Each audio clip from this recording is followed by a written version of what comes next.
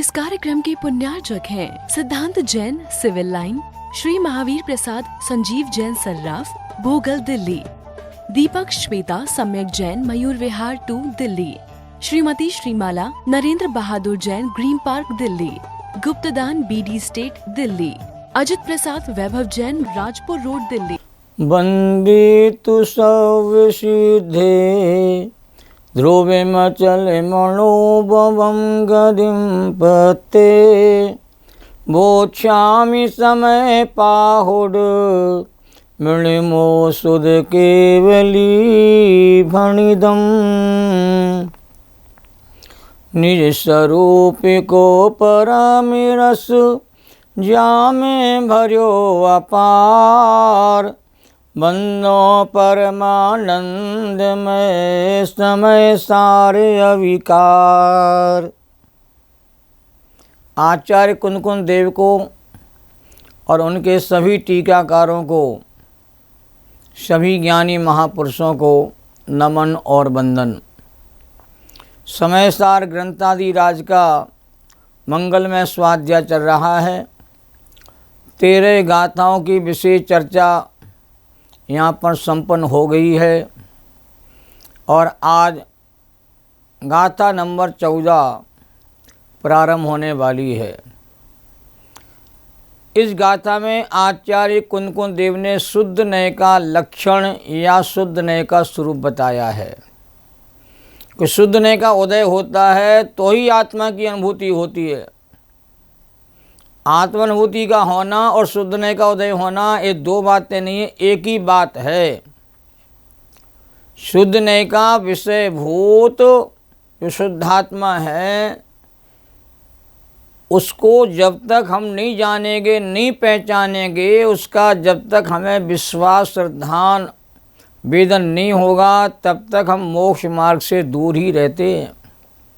समय सार की विशेषता यही है कि आपको अपने शुद्ध चेतन तत्व की पहचान सिखा देता है, अपने शुद्धात्मा का परिचय करा देता है और परिचय नहीं कराता है, शुद्धात्मा की प्रीति करा देता है और प्रीति अकेला नहीं कराता है, प्रतीति भी कराता है और प्रतीति नहीं कराता है, उसका अनुभव वेदन भी करा देता है।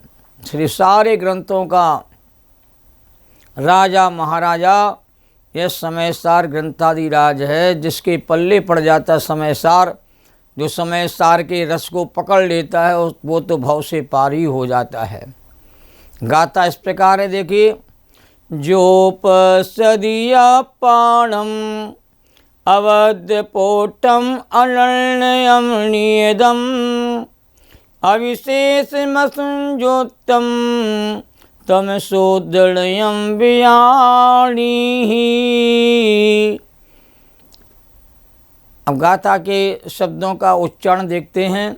जो पश्यदि अपाड़म अवधपुट्ठम अनन्यम नियदम अविशेष मसंयुक्तम तम शुद्धनयम बयानी।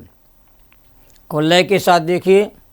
जो पश्यदीय पाणम अवधपोटम अनन्यम नियदम अविशेषमसंयोक्तम तम सुदृढ़यम बयानी।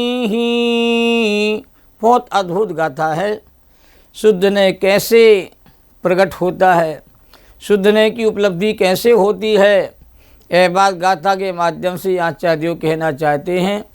जो ज्ञायक भाव है उसके विशेषण कौन कौन से हैं, उसकी विशेष चर्चा यहाँ पर प्रारंभ होती है। हिंदी में अनुवाद देखते हैं।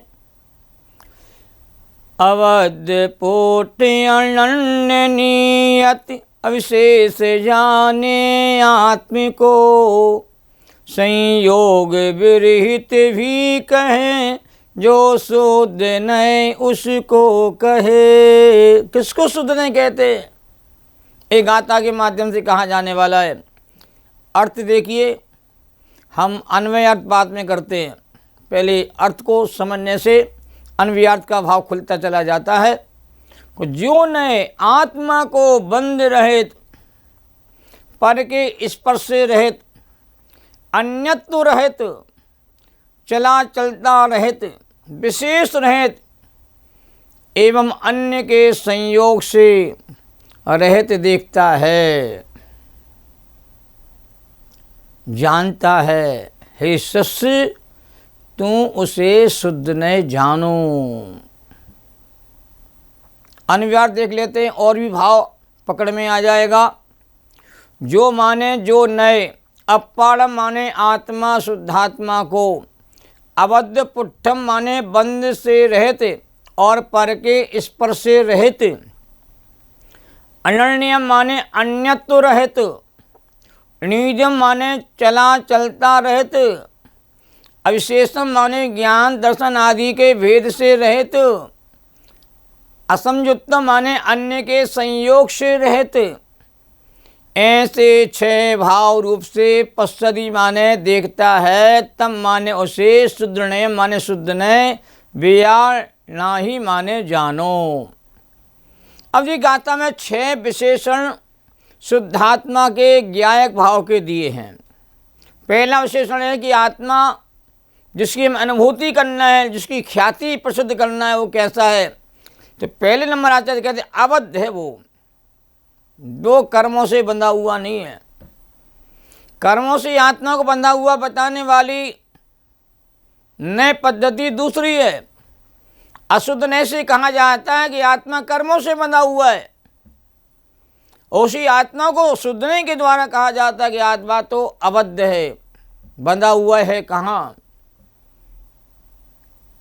वो बंधन से मुक्त है, कर्म कालिमा से रहित है, उसका स्वभाव स्वरूप कर्म में नहीं हुआ, और कर्म कभी ज्ञान में नहीं होता, ज्ञान कभी कर्म में नहीं होता। कर्म कर्म में रहता है, ज्ञान ज्ञान में रहता है।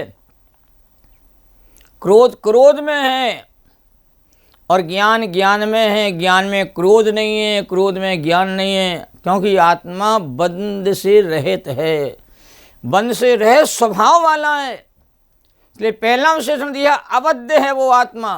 कौन सा आत्मा? जो ज्ञायक भाव है, जो शुद्ध भाव है, जो चिदानंदमय भाव है। शुद्धने से देखो तो सही, देखने के दो नजरिया हैं आपके सामने। एक वस्तु को शुद्धने से देखा जाता है, एक वस्तु को अशुद्धने से देखा जाता है। दो नौ में से यहाँ शुद्धने से वस्तु को देखने की बात चल रही है। अशुद्धने से तो जीव अनादि काल से अपने को बंधरूपी मानता रहा गया, आत्मा कर्मों से बंधा हुआ है, पर को छू रहा है, शरीर के साथ उसका संबंध चला रहा है, संयोग आदि में आत्मा के लिप्त हो रहा है। ये बातें तो अशुद्धने में कही गई है, उससे कोई सिद्धि नहीं होती है। अशुद्धने का ज्ञान करना होता है, अशुद्धने का श्रद्धान नहीं करना होता है। शुद्धने से ज्ञान भी करते हैं, शुद्धने का श्रद्धान भी करते हैं। तो अबद्ध माने बंध से रहित है। स्पष्ट माने पर के स्पर्श से आत्मा रहित है। आत्मा ने आज तक पर को छुआ नहीं, छूता नहीं, कभी छुएगा नहीं। चेतन तो अपने गुण पर्यायों को ही छूता है, अपने गुण पर्यायों में ही रहता है। अपने गुण पर्यायों को छोड़ करके चेतन आत्मा किसी पर के साथ कहते हैं उसका कोई लेना देना नहीं है। पर के स्पर्श से रहते है, अर्थात आत्मा कहीं पर रूप नहीं होता, अपने रूप ही रहता है, और पर रूप हुआ भी नहीं, होगा भी नहीं। अपने रूप था, अपने रूप ही रहता है। तो आत्मा कहता है अबद्ध भी है, और आत्मा कहता है अस्पष्ट भी है, अर्थात पर के स्पर्श से बिल्कुल कहते शून्य है, रहित है। पर का स्वयं में क्या काम है? जब स्वयं स्वयं में है, जब पर पर में है, तो पर स्वयं नहीं होता, स्वयं पर नहीं होता। ये मर्यादा कहते अनादिकाल से बनी हुई है। किसी को किसी में कहते मिलना ही नहीं है, कोई किसी में कभी मिलते ही नहीं है, मिल कर के भी नहीं मिलते हैं, साथ में रह के भी वो हमारे साथी नहीं बनते हैं। इसलिए पर को उसने कहते कभी टच किया ही नहीं है। व्यवहार से कहा जाता है, अशुद्धने से कहा जाता है कि एक द्रव्य दूसरे द्रव्य के संपर्क में है, एक दूसरे का मेल मिलाप हो रहा है, एक दूसरे के साथ मिल गए हैं, वो भाषा अशुद्धने की है। शुद्धने का स्वरूप ही अलग है, वो पर से बिल्कुल न्यारा है, जुदा है, जो पर को वह छूता नहीं है। पर रूप आत्मा नहीं होता, आत्मा अपने रूप रहता है। एक गजब की बात जो समय सार की है, इसको अपने अंदर पचाना होगा। तीसरा विषय दिया अन्यत्व रहित है।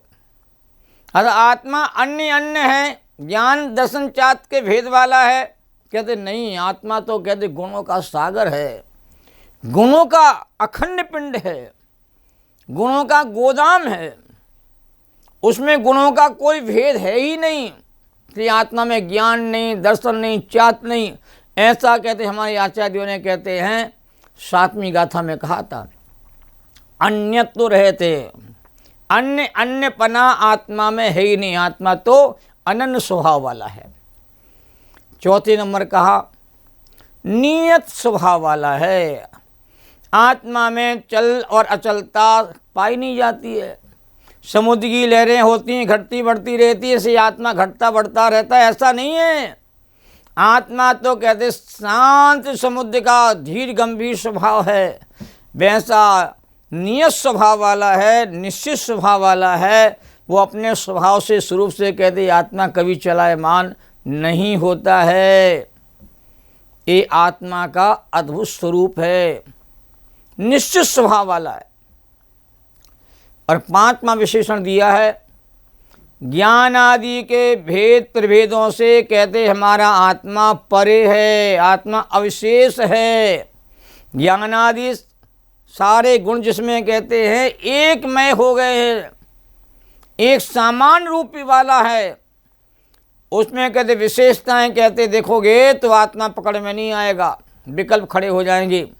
तो आत्मा कैसा है, विशेषों से रहित अविशेष स्वभाव वाला है। ये 5वें नंबर का विशेषण कहा है। और 6वें नंबर कहा गया है असंयुक्त है, अन्य के संयोग से रहित है।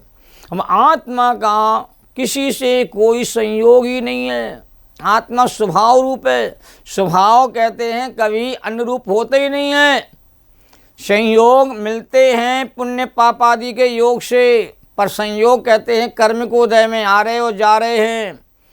और कर्म को उदय से आत्मा का स्वभाव न्यारा है, जुदा पृथक है। इसलिए आत्मा सारे संयोगों से जुदा है। अयमिक्को खलु शुद्धो जनतनाणमयो सदारूपी नवी अत्य मज्ज किंच भी अन्नम परमाणु मित्तम पी। परमाणु मात्र भी कहते मेरा नहीं है। और जो सारी आगम को जान करके एक परमाणु मात्र को भी अपना मान के अनुभव करता है, वह सारे आगम का ज्ञाता हो करके भी कहते उसे अज्ञानी और मिथ्या दृष्टि की कोटि में रखा गया है। इसलिए पर वस्तु पर भाव भेद प्रभेद ये आत्मा के स्वभाव में नहीं है, नहीं है, ऐसा कहते पक्का विश्वास श्रद्धान होना चाहिए। ऐसे 6 विशेषणों के साथ जो अपने आत्मा को देखता है, जानता है, 6 विशेषण से युक्त ज्ञायक भाव की अनुभूति करता है, वही अनुभूति ही आत्मानुभूति कहलाती है। और वही कहती आत्मा का असली वेदन कहलाता है। स्व संवेदन ज्ञान के द्वारा ही आत्मा जैसा है वैसा हमें कहते अनुभव में लेना चाहिए। आत्मा की घटना बढ़ना होती ही नहीं। कितनी गजब की अवस्था है वस्तु अवस्था में, कि वस्तु अवस्था में किसी से लेने देने का कोई काम ही नहीं है। ना मैं किसी को दे सकता हूँ, ना मैं किसी से ले सकता हूँ, ना मेरे भीतर में कमी है, ना मेरे भीतर इतना ज़्यादा है मैं किसी को बांट सकूँ। इसलिए तो 76 शक्तियों में कहा आत्मा त्यागोपादान शून्यत शक्ति का धारी है। ना आत्मा अपने स्वरूप का त्याग कर सकता है, ना आत्मा कहते पर द्रव्य को कहते कभी ग्रहण कर सकता है। ये त्याग और ग्रहण से पार है, अपरंपार है, अद्भुत है, अजूबा है। आत्मा का स्वभाव अनुपम है, अद्भुत है। या ही लखो भव सिंधु तरो, ये दौलत राम जी ने भजन में लिखा है। आत्म रूप अनुपम अद्भुत या ही लखो भव सिंधु तरो। इसको देखो, संसार से पार हो जा भैया। और कोटि ग्रंथ को सार यही जिनवाणी उचरो। और दौल ध्याय अपने आत्म को मुक्ति रमा तब बेग बरो। एक गजब की बातें हमारे कवि लिख गए हैं। शुद्ध नय के विषय को इस पर करने वाली महत्वपूर्ण गाथा है ये। शुद्ध नय का लक्षण बताती है गाथा। और टीकाकार की टीका तो बहुत ही गंभीर है, बहुत ही कहते गजब की है। टीकाकार क्या करें, तो 6 विशेषण को बताने के लिए टीकाकार ने उदाहरण भी 6 प्रकार के दिए कि अवध, स्पष्ट, अनन्य, नियत, अवशेष और असंयुक्त आत्मा की अनुभूति शुद्ध नय है। और वह अनुभूति ही है जहाँ आत्मा कहते आपका कहते हैं प्रसिद्ध होता है, ख्याति को प्राप्त होता है। इस प्रकार एक आत्मा ही सदा प्रकाशमान है। ज्ञानियों को प्रश्न किया, ऐसी अनुभूति क्या संसार अवस्था में रहने वाले संसारी कैसे हो सकती है? संसारी प्राणी तो कर्म को दे के जाल में चक्र में कहते फंसा हुआ है, मोही रागी दोषी हो रहा है, कर्म बंधन को प्राप्त हो रहा निरंतर, मोह राग देश के प्रपंच में फंसा हुआ है। उसे अबद्ध स्पष्ट आदि आत्मा की अनुभूति कैसे हो सकती है? ये तो मुनियों को होती होगी, ये तो परमात्मा को होती होगी, ये ग्रस्तों कैसे हो सकती है? तो समझ लेना ये समय सार ग्रंथ ना ग्रस्तों का है न मुनियों का है, ये ग्रंथ कहते हैं ज्ञानियों का है। जिसे अपना ज्ञानमय आत्मा दिखाई देने लगा है, पहचान में आ गया है, वो कहते अनुभूति कर लेता है। मलिनता में ही निर्मलता कहते छिपी होती। भाई साहब, गर्म पानी के भीतर ही पानी का शीतल तत्व छिपा होता है। तो बद्ध स्पष्ट आदि भावों की अभूतार्थ होने से अनुभूति कहते हैं हो सकती, क्योंकि बद्ध स्पष्ट आदि कर्म बंधन आदि के भाव, मलिन भाव अभूतार्थ हैं, ये अनुभूति का विषय नहीं बनती है। जो अबद्ध स्पष्ट आदि का स्वरूप है वही अनुभूति का विषय बनता है। तो 6वीं 7वीं गाथा में दृष्टि के विषय भूत जो शुद्धात्मा ज्ञायक भाव का प्रतिपादन किया गया था, उसे यहाँ अबद्ध स्पष्ट, अनन्य, नियत, अवशेष और असंयुक्त विशेषणों से यहाँ पर समझाया जा रहा है। महत्वपूर्ण बात यह है कि बद्ध स्पष्ट आदि भाव और अबद्ध स्पष्ट आदि भाव एक ही आत्मा में, एक ही काल में और एक ही समय में भिन्न भिन्न अपेक्षाओं से एक साथ ही घटित होते हैं, रहते हैं। वह आत्मा की बात है यहाँ पर, एक आत्मा की बात है यहाँ पर। भिन्न भिन्न अनेक आत्माओं में ये बात नहीं कही जा रही है। एक ही आत्मा में दोनों भाव, मलिन भाव भी हैं और निर्मल भाव भी है, शुद्ध स्वरूप भी है और कहते विभाव परिणति भी देखने में आती है उसी आत्मा में। जो आत्मा जिस समय अशुद्ध से बद्ध स्पष्ट आदि भावों से सहित होता है, उसी समय वही आत्मा शुद्ध नय से बद्ध स्पष्ट आदि भावों से रहित भी दिखाई देता। देखने की दृष्टि चाहिए है, दृष्टि बड़ी गजब की होती है। एक ही आत्मा को देखने की 2 दृष्टियां हैं। खदान पड़ा हुआ सोना, हीरा, कालिमा सहित भी कहते हैं दिखाई देता बाहर से, और अंदर से वही सोना और हीरा कहते शुद्ध भी दिखाई देता है अनुभवी पारखी लोगों को।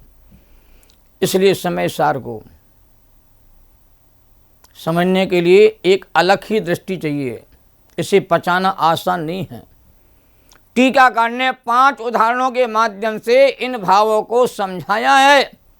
कमलनी पत्र का उदाहरण दिया है, मिट्टी के पात्र का उदाहरण दिया है, समुद्र की हलचल का उदाहरण दिया है, सोने का उदाहरण दिया है और अग्नि के संयोग से होने वाले उष्ण जल का उदाहरण भी दिया है। 5 उदाहरण दिए 5 भावों को समझाने के लिए।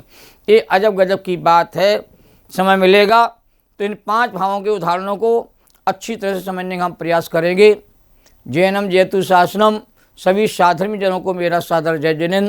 3 लोक के सभी जीवात्माओं के भीतर जो शुद्ध चेतन स्वरूप विद्यमान है, ज्ञायक भाव विद्यमान है, परमात्मा का रूप विद्यमान, उसको नमन और वंदन करते अपनी बात को पूरा करने का प्रयास करता हूँ। जावाणी के ज्ञान ते सूझे लोकालोक, सोवाणी मस्तक नमो सदा देती हूँ ढोक। सहजानंदी शोध स्वरूपी, अविनाशी में आत्मस्वरूप, ज्ञानानंदी पूर्ण निराकुल, सदा प्रकाशित चेतन रूप, सदा प्रकाशित चेतन रूप। जैनम जयतु शासनम, सभी को सादर जय जैन। इस कार्यक्रम के पुण्यार्जक थे गुप्तदान विश्वास नगर दिल्ली, विकास स्वाति जैन, ग्रेटर कैलाश 3 दिल्ली। स्वर्गीय उमा जैन की स्मृति में doctor VP Jain America, Savita Sagar Jain Rishabh Vihar, गुप्तदान प्रीत विहार दिल्ली, इंजीनियर अनिल जैन अर्चित जैन श्याम एनक्लेव दिल्ली, श्रीमती मंजू विनोद जैन गुड़गांव।